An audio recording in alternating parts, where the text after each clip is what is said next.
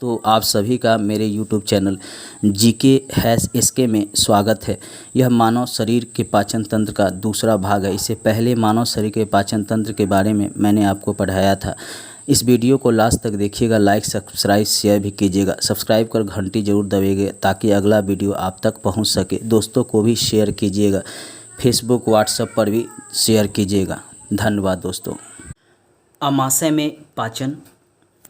अमाशय में भोजन जो है 4 घंटे तक रहता है।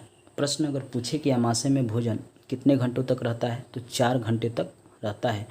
भोजन के अमाशय में पहुंचने पर पाइलोरिक ग्रंथियों से जठर रस निकलता है। कौन सा रस निकलता है? जठर रस। हमेशा याद रखिएगा।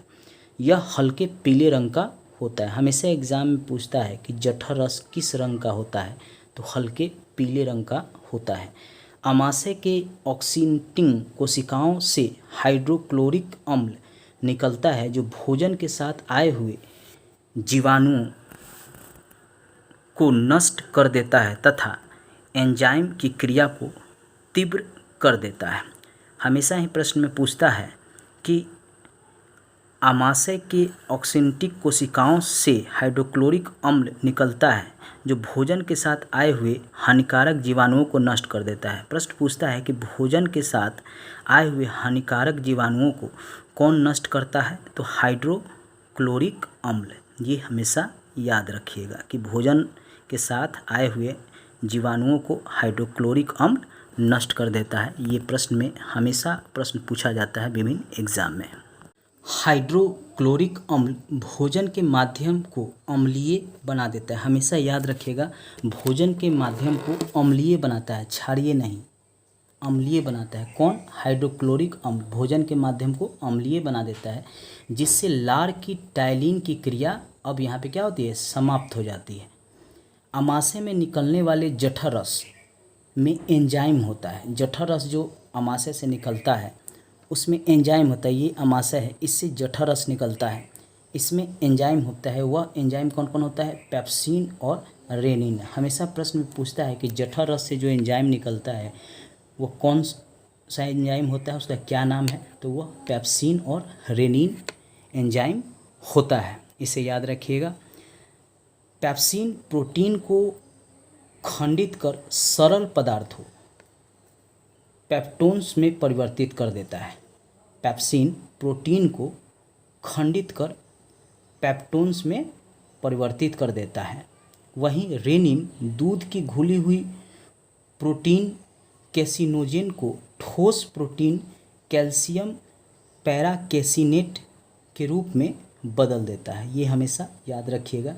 इन दोनों के क्या कार्य हैं, ये इन दोनों एंजाइम के क्या कार्य हैं, इसे भी याद रखिएगा। भोजन के पक्वाशय में पहुंचते ही सर्वप्रथम इसमें यकृत से निकलने वाला पित्त रस आकर मिलता है। ये यकृत है, इसमें ये छोटा सा जो आप देख रहे हैं यही है पित्त रस। ये यकृत के भीतर होता है। यहाँ से पित्त रस आकर भोजन में जो इससे ये भोजन जो यहाँ है इसमें आकर मिल जाता है। पित्त रस क्षारीय होता है। यह जो है हमेशा याद रखिएगा, प्रश्न में पूछता है कि पित्त रस क्या होता है, तो क्षारीय होता है और यह भोजन को अम्लीय से क्षारीय बना देता है। प्रश्न में पूछता है कि कौन भोजन को अम्लीय से क्षारीय बना देता है, तो यह पित्त रस अम्लीय से क्षारीय बना देता है। यहाँ अग्नाशय से अग्नाशय रस आकर भोजन में मिलता है।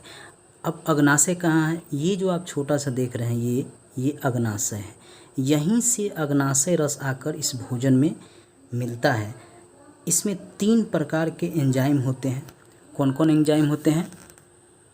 ट्रिप्सिन, एमाइलेज और लाइपेज। ये एंजाइम हमेशा याद रखिएगा इन नाम कि अग्नाशय से अग्नाशय रस आकर भोजन में मिलता है। इसमें 3 प्रकार के एंजाइम होते हैं। कौन कौन एंजाइम होते हैं? ट्रिप्सिन, एमाइलेज और लाइपेज। यह प्रश्न में पूछता है। अब छोटी आंत में पाचन होता है। यहाँ भोजन के पाचन की क्रिया पूर्ण होती है। ये छोटी आंत कौन है? ये छोटी आंत है। जो ये जो दिखाई दे रहा है ऐसे ऐसे, ये सब छोटी आंत है। इस तरह का जो आपको भीतर दिखाई दे रहा है ये छोटी आंत है।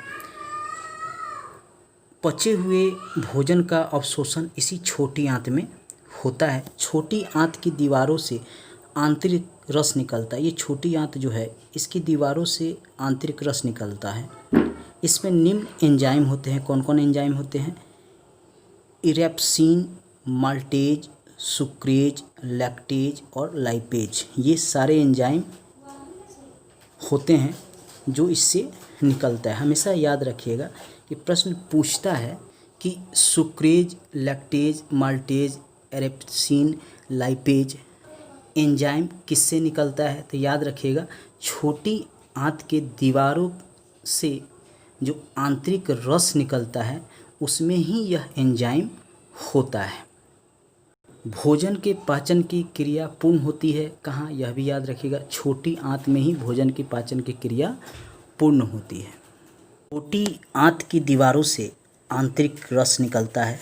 ये छोटी आंत है, इसकी दीवारों से आंतरिक रस निकलता है। आंतरिक रस क्षारीय होता है। आंतरिक रस क्षारीय होता है। स्वस्थ मनुष्य में प्रतिदिन लगभग 2 लीटर आंतरिक रस निकलता है। हमेशा ही प्रश्न में पूछता है कि स्वस्थ मनुष्य में कितने लीटर आंतरिक रस निकलता है? तो 2 लीटर आंतरिक रस निकलता है, इसे याद रखिएगा। अवशोषण, पचे हुए भोजन का रुधिर में पहुंचना अवशोषण कहलाता है। रुधिर का अर्थ है रक्त। रक्त में पहुंचता है उसको अवशोषण कहा जाता है। पचे हुए भोजन का अवशोषण छोटी आंत की रचना उद्धृत विली में द्वारा होती है। कहने का अर्थ है कि जो पचा हुआ भोजन होता है उसका अवशोषण छोटी आंत की रचना, ये जो है इसी को कहते हैं विली, इसके द्वारा ही होता है। स्वांगीकरण, अवशोषित भोजन का शरीर के उपयोग में लाया जाना ही स्वांगीकरण कहलाता है। जो भोजन हमारे शरीर में उपयोग में लाया जाता है उसे हम स्वांगीकरण कहते हैं। मल परित्याग, अपचय भोजन बड़ी आंत में पहुंचता है। अब बड़ी आंत कहाँ है? ये जो आप देख रहे हैं ये किनारा वाला, ये है बड़ी आंत। ये है बड़ी आंत। यहाँ जो है अपचय भोजन पहुंचता है जहाँ जीवाणु इसे मल में बदल देता है। कौन बदल देता है इसको? जीवाणु मल में बदल देता है, जिससे गुर्दा द्वारा बाहर निकाल दिया जाता है। ये है गुदा। ये जो आप देख रहे हैं ये गुदा है। लास्ट में जो हमारे शरीर का लैट्रिन वाला भाग होता है उसको कहते हैं गुदा, और उससे ही ये मल जो है बाहर निकल जाता है। दोस्तों, अब इससे जो प्रश्न पूछे गए हैं विभिन्न कॉम्पिटिटिव एग्जाम में, उसमें प्रश्नों को भी देखेंगे। साथ ही अगले वीडियो पाचन कार्य में भाग लेने वाले प्रमुख अंग से संबंधित हम बनाएंगे, उसे भी आप जरूर देखिएगा। मानव तंत्र में निम्नलिखित में से कौन सा एक पाचन एंजाइम नहीं है?